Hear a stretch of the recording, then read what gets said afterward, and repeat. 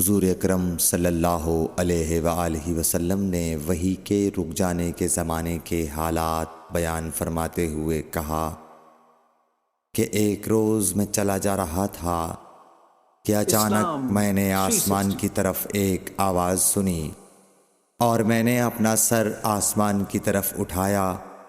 کیا دیکھتا ہوں کہ وہی فرشتہ جو میرے پاس غار حرا میں آیا تھا وہ آسمان و زمین کے بیچ میں ایک کرسی پر بیٹھا ہوا ہے۔ میں اس سے ڈر گیا اور گھر آنے پر میں نے پھر کمبل اوڑھنے کی خواہش ظاہر کی۔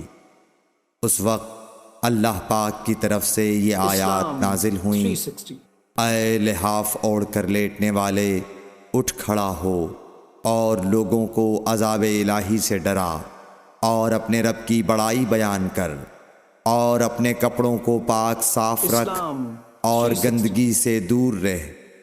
اس کے بعد وہی تیزی کے ساتھ پے در پے آنے لگی۔ صحیح بخاری حدیث نمبر 4۔